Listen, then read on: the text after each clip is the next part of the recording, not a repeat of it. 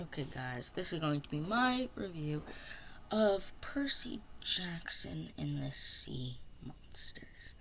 So, about, give or take, 1 year ago, 1.5 years ago, I'd watched the first Percy Jackson film. I, was fine with it, So, it's time to review the second one. I didn't review the first Percy Jackson film. I don't care about reviewing it, but anyways, let's review this film. And, I think for the most part it is pretty predictable. There's probably not a single twist. Like, even when Percy's brother gets killed, I had no emotion to that because I'm like, no way. No way they're killing him.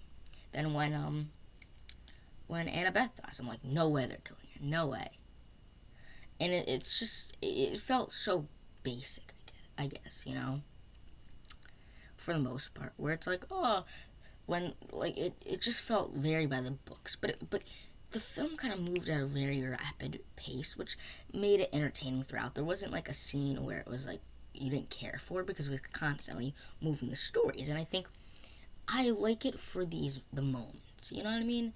Whether it be the moment where they're in the kind of with like the spiky waters with the whirlpool, or whether it be in like that stomach type thing, or on the boat with the zombies. Whether you talk about fighting the kind of big hell monster, or kind of what else, or being in the boat with Luke and whatever.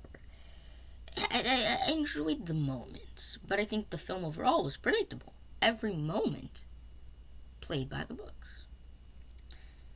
And I mean, some character, like, it also made it, very low stakes.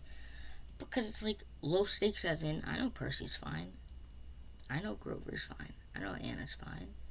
And when you got to the brother, even when he died, and they played up this whole, like, it was what I don't like when they bring characters back who are dead, especially when they give this whole dramatic scene. And they did. They had Percy, and when they were all captured, they talked about make Tyson's death be for something. And all of that didn't matter. That whole scene where they're trying to motivate Percy to make Tyson's death matter, it didn't matter because he wasn't dead. And it's that type of stuff.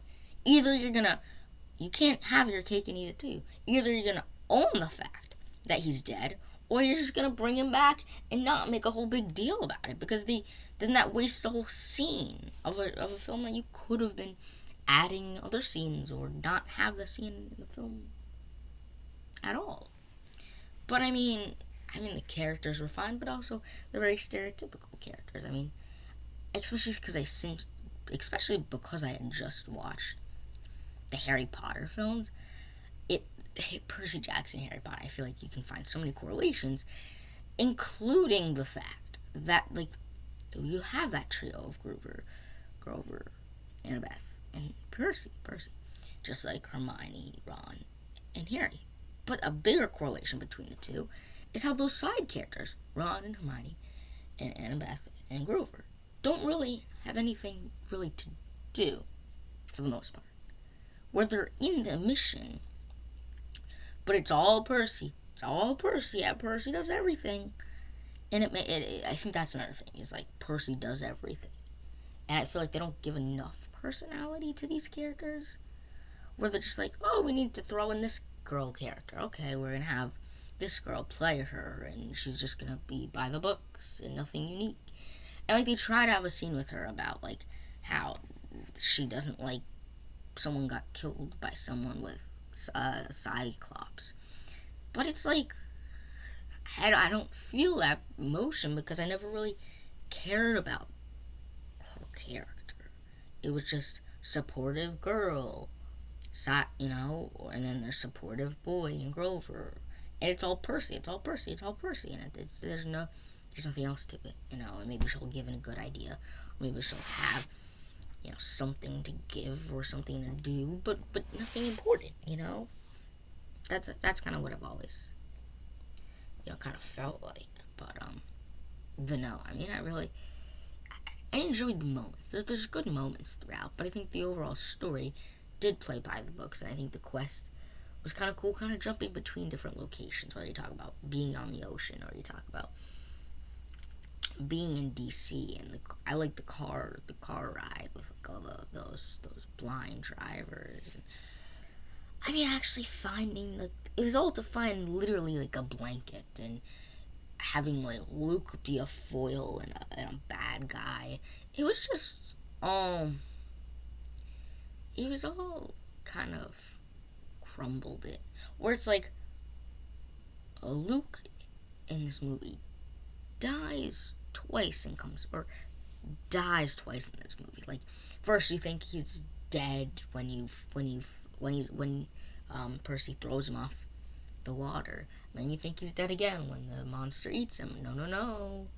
And it was just like literally everybody except Percy, like almost dies in this film and comes back. Annabeth, yeah, she dies and comes back. Grover gets eaten by that monster, comes back. Luke gets eaten by the monster, comes back.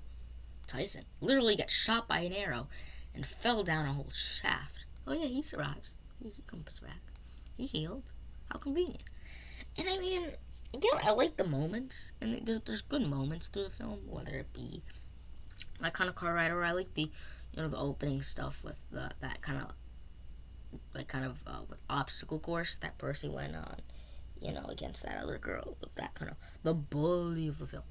I mean, I feel like they just shoehorned a lot of characters in just to make it feel like it's, because like this type of quest, I don't know, it was just all weird to me, because it's like, okay, the sea monsters, you call it the sea monsters, yeah, for like a minute of the movie there's a sea monster, okay, that deems the name.